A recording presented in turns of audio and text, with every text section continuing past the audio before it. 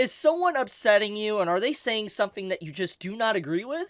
Well, be like Kenpachi. Just tear out their throats. Okay, please, don't actually do that. Like, don't do that. I don't want to get in trouble for throat rippings.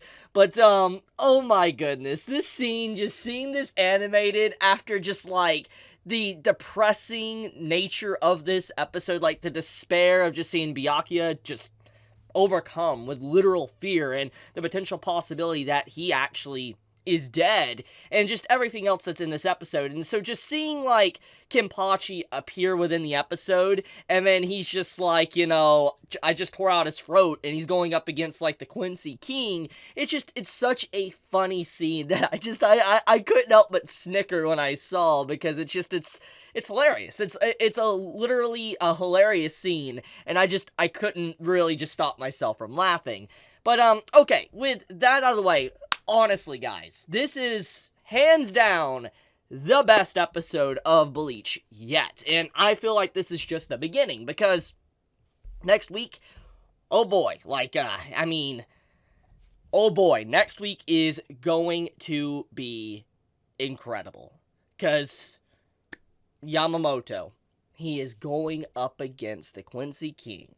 And there is a lot to take away from this episode when it just pertains to, Yamamoto, because he's a character that I've been really talking about for the past few weeks, basically since the Bleach anime, came back, and I've been saying that his character, he's been hyped up for a very long time, basically since the Soul Society arc. We got to see some glimpses of maybe what he's capable of, but we never really got to see what his bankai was. We never really got to see the full extent of what his shikai was, like everything about him. We never got everything about his character, and we never really got to see him fully in a fight. And so when you take a hard look at this episode, you just see him going in and all that, and he's just wanting to deal with all the Quincy's. Just everything about this moment of the episode is just hype-inducing, because it shows the weight and power of the head captain and Yamamoto. Because once again, I want to point out something. This episode and the previous episodes, ever since, basically, Bleach returned, it's been nothing but despair. There's been a lot of sadness, despair, death, and fear. And this episode perfectly, once again, encompasses that. That there is just a lot of bad stuff that's happening to our characters, to the Shinigami, and to just anyone that we have seen throughout the story. Just so many people are dying left and right. And so, when you see Yamamoto appear at the end of the episode, and he starts to rush in to go after all the Quincy's, you see everybody kind of, get up and get remotivated, and this is a very realistic scene. Basically, if you feel the power of your leader, the head captain, going in, and he's there fighting on the front lines, it's going to motivate everyone else underneath him. The captains, the lieutenants, everyone's going to get up and want to fight for what they believe in, because they see their leader out there already fighting and not giving up. It's a nice boost of morale, and I love this entire scene, just seeing all the captains and everyone that's still standing getting back up to face their enemy, even if, let's say, their bankai has been stolen. It's a very emotional scene. However, what makes this scene actually sad, though, is that you don't get to see Byakuya. And I think that is an incredible thing to kind of talk about, and I think this is what everybody's going to definitely be focusing on besides the Yamamoto stuff for this episode. Byakuya. Once again, he is probably one of the most iconic characters of Bleach. Even if you are not, let's say, a Bleach fan, and you've only seen clips or images of Bleach, I feel like people will recognize Byakuya as a character. He's iconic. I mean, just as much as his bankai is, Sinbon Zakura. It's so iconic. And seeing him getting absolutely disrespected and destroyed, and some people, if you're not a fan of Byakuya, you might say he got humbled this episode. He definitely... He got destroyed, absolutely destroyed by As Nodt. I can't say his name. Forgive me. I know people will point it out for things I mispronounce and all that. But, anyways, I will say that the way this entire scene is done is fantastic. And I want to take a few moments to shout out As Nodt's voice actor for a second, because I feel like the way this entire scene is done, the way he delivers fear and what the meaning of fear is and how it really doesn't have like any cause, it's just it happens, is so powerful, and it really hits you. It really hits the very core of your being, and it really just goes very well with this scene with just the crawling of insects on Byakuya as it's going into his mouth and everything. It's a very unsettling scene. As a guy that doesn't really get unsettled by a lot of things, like, insects and stuff like that, this is a very terrifying scene. It really does make you feel fear, because it's like, this dude is just able to say words to someone that is easily one of the most powerful characters in Bleach, and he's able to cause him to feel this way. And regardless if, Byakuya is putting on a strong front, we definitely saw him putting on a strong front, for a brief moment, we do see his mask, his facade crack, and you see him to start rushing down, As Nodt trying to attack him, and he starts to freak out. Just everything about the scene just shows that he no longer was listening to reason. He was just trying to take this man down because he actually feared him. He was fighting in the need of fear.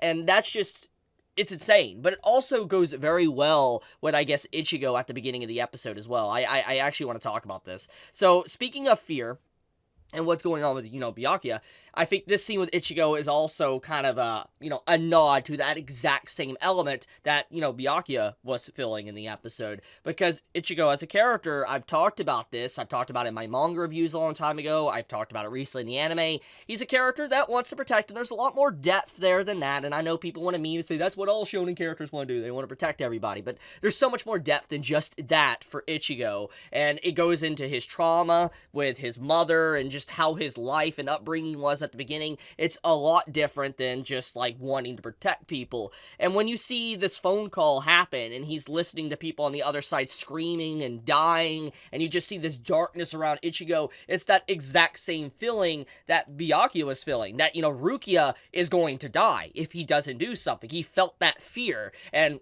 Ichigo is always feeling that fear. He has always been consumed by that fear since basically the beginning of the story. It is what's really motivated and drove his character to the point it's at. Ulquiorra, in, Mundo, when you saw Ichigo fighting him, that entire scene was basically driven by fear. So everything about this is just such a nice, excellent, beginning to the episode to really set up what was about to happen to one of our most legendary or iconic characters of the Bleach series. And then, once again, the contrast with the beginning of just seeing, Yamamoto initiating and all the captains getting rejuvenated and standing up, it's a contrast to the despair of the beginning, and it's a very well done and perfectly done episode. It really gives you all the emotions and vibes, because when we go into the next episode, we're gonna be like, yeah, come on, go Yamamoto, go captains, go lieutenants, go in, beat the crap out of these Quincy's. That's what we're gonna feel. We're gonna be like, yeah, go do it.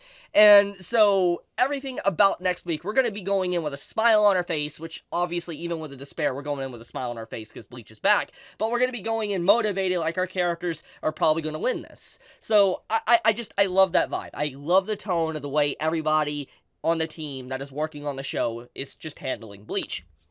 Now, I want to take a few moments to talk about something, okay? Let's talk about, Byakuya's fight and the outcome of it.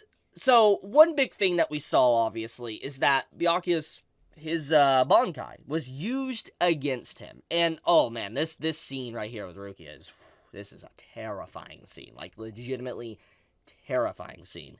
But, seeing Byakuya's own bankai basically used against him is scary, because he's never been on the receiving end of his own ability, and now he gets to actually feel that ability used against him, and we've seen how devastating his ability is. It's not a weak ability, it's a beautiful ability, but also absolutely terrifying. And when you see him just getting obliterated and pushed into the wall, and right before the scene kind of ends and we cut to different characters, you see his blade snap, and then you see the light in his eyes fade. And everything about this scene pretty much lets us know that Byakuya died. And that is an absolutely heartbreaking moment for the story, because, once again, I will reiterate what I said. He is a legendary character. Even if you don't watch Bleach, there is people out there that will recognize him as a character. And even if they don't recognize Byakuya, they will recognize, Sinbul and Sakura. They will recognize the bankai. And the fact that the way this scene is leaning, that he died and everything about it, it's just like, holy crap. Did Tite Kubo, the author of Bleach, really just do this? And I remember when this came out in the manga, the fan reaction in the community was insane for this scene. It was absolutely insane. It feels so long ago when that happened, but the fan reaction to this moment was ridiculous, because it's just like, is this actually happening? I mean, we've already had multiple characters that we have known, like Chojiro, and we got to see Kira. A bunch of characters already die. And then seeing this is like the ribbon on top to the whole depressing pile of sadness. It's just like, okay, Tite Kubo don't care. Like, this is obviously the final arc of Bleach. Now, one thing I do want to talk about is this Kenpachi stuff. So Kenpachi appearing, I think, is easily the beginning of the hype moments, because Kenpachi, he's pretty much my favorite character. Like, I've always loved him. If we're talking about, like, captains, Kenpachi is my favorite captain. I love his character so much, and I think anyone that has watched Bleach understands probably why I like him. I like just how he's just a savage brute. He goes in, he's like, I don't need no bankai, I just beat him with my stick, pretty much. That's exactly what he is. He literally represents me so perfectly when I play, like, a Souls game. Like, when I'm playing, let's say, Elden Ring, Dark Souls 3, 2, 1, whatever, he represents me perfectly. I get the biggest weapon, and I smack the biggest monster with the biggest weapon. That is literally me. Kenpachi channels the same energy, basically. And I love his character, and I love how he just is able to beat these monstrous foes with just sheer strength. Just unga boonga strength. It's just so good. I love this man. He is just absolutely a legend. But what makes this scene, though, so funny, but then turns to sadness, is the final moments of the episode at the ending credits. We see Kenpachi defeated. Kenpachi is down.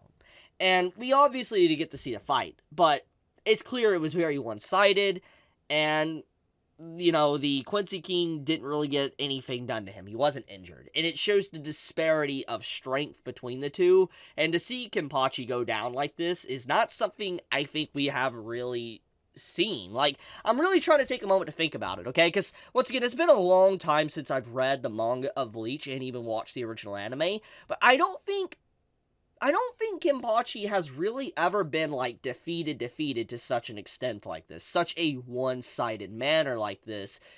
I think usually he gets a little beat up, but overall, he comes out on top. But you literally see him unconscious and bleeding, which implies that he's not dead, because obviously Bach didn't get to finish him.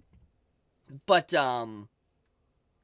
still, though, it just, the scene shows that how strong the character is. And going into this fight with, Yamamoto versus the Quincy King is definitely going to be an interesting one. Because can Yamamoto defeat someone that obviously obliterated Kenpachi to just such an easy extent, clearly? So speaking of Yamamoto, I want to talk about the backstory, the characterization, and development we got for him and Chojiro for this episode of Bleach. It is easily one of the moments I have been looking forward to for a very, very long time. Looking forward to seeing just Yamamoto's character, like his voice actor, deliver some of the most heartfelt lines in this arc of Bleach, in my personal opinion. The reason why I say that is because I've always been a big fan of Yamamoto. I've always liked these older characters, like, for instance, Yamamoto or Netero from Hunter x Hunter. I've always liked these older characters that, really carry the weight of the upcoming generations on their shoulders, to be able to make way for them, to allow them to prosper and flourish in a new world. I've always loved those characters, and Yamamoto, obviously, in this moment, he perfectly represents everything of what it means to be like a mentor, a teacher, a captain, a head captain, a leader, Shinigami. He is a perfect, representation of that. He radiates power and strength in these moments, and just how he's overwhelming, and it makes a lot of sense why so many people look up to him, and why eventually he became the head captain for all of, Soul Society. And this moment with Chojiro, have how he's like, I've come here to be your right-hand man. And he's like, I don't want to be a student of yours, because if I was a student of you, then eventually I would just want to imitate you. I don't want to do that. I want to make up for your shortcomings and do the things that you cannot. And that's everything that Chojiro wants to be as a person. He wants to be the right-hand man for Yamamoto. And I think that this is a powerful scene, just kind of demonstrating just how far he would go. And for the fact that he has a bankai, and he had a bankai and he was training it to make it a lot stronger for 2,000 like years, to be able to just hone its strength. And he still stayed as, like, basically a lieutenant for Yamamoto, or the, vice captain, technically. It's a very sad moment to know that he died like he did, and he gave up probably all roles or positions just to be able to be in that spot with Yamamoto for like 1,000, 2,000 years. And it shows his dedication and why Yamamoto was so angry with his death, and you felt the embers, the anger, and just building within him. And I think that this scene was just so perfectly delivered. I mean, even finding out about, like, the scar on, Yamamoto's head, like, everything about his wound on his body that people have wondered about for a very long time was even given to us. And it's not something that necessarily that we expected to get. Like, you wouldn't expect us to get that type of stuff, but it goes a long way to really establish a lot about Yamamoto's character, and who was able to permanently injure him, and how strong, Chojiro's bankai was, even at an early stage when he was first really just getting used to it. And that's kind of why this scene, when he gets hit, like when Yamamoto gets hit by the bankai, and he starts to say his bankai would not be this absolutely weak after training for all this time, you can understand the frustration, the anger from Yamamoto, because his student, or not student, but his friend, his right-hand man, has been absolutely done dirty, because this is like the first time that Yamamoto has gotten to see this bankai in such a long time, basically since it injured him. And now that he sees it, it's like, there's just no way this bankai wouldn't one-shot me. That's just how he feels about it. It's like, if this was him, if Chojiro was still around and alive, and if he was to use his bankai, he believes that most likely Chojiro's bankai would just straight up kill him, probably. Just one-shot him and he would die. That's how much faith he had in him. And it's a sad scene, and I feel like there is a lot of just show don't tell within this moment, and I respect, Tite Kubo for that. He basically is trusting his readers to read in between the lines and understand why Yamamoto said he wouldn't be this absolutely weak. You can assume that, yeah, maybe it's because he just doesn't know how to use the bankai, but his belief is just so high up there that he believes that the bankai would exceed even him. That's the point of the matter, and I love that. I really love this scene. They went all in. The voice actor of Yamamoto doing this, big fan. I'm a big fan of it. It's one of my favorite scenes of the episode. But, anyways, overall, this is a very good episode. I absolutely adore this episode. And speaking of voice actors, though, before I wrap up the video, I want to talk about As Nodt's VA for a second, because as much as I love his lines, like, he delivered lines excellently, and I want to praise him, because I feel like there's a lot of people, when they hear this episode, they'll be like, man, this is a great voice actor, but they're not going to actually know who it is. And I want to shout out the voice actor. The voice actor of As Nodt is actually Matsuoka, that has voiced Kirito, and has voiced Beetlejuice, or Sloth as he's known from Re:Zero, and all these characters. You can pause or whatever to see, like, he's voiced Bell and all these different characters. He has voiced quite iconic roles over the years, and the fact that he is able to do a character like As Nodt, and then do a character like Sloth, and then Kirito, just says so much about his range, because I know a lot of people like to meme on Kirito's voice actor. I remember seeing this years ago, where, like, people are like, oh, this voice actor only knows how to do voices like Kirito, but that's clearly not the case. Easily one of the most talented VAs, honestly, in the anime industry, to be able to voice stuff like these different characters, because, I'm gonna be honest here, if you were to, watch this episode, I think most people are gonna be like this, you probably wouldn't know that the voice actor of As Nodt was the same voice actor as Kirito, or Sloth from Re:Zero. They sound so different, it's honestly mind-blowing. But, I guess I'll leave it at that, though. If you enjoyed the video, do leave me a like. It does help me out a lot, and I would greatly appreciate it. But with that, be safe, stay healthy, Chibi out.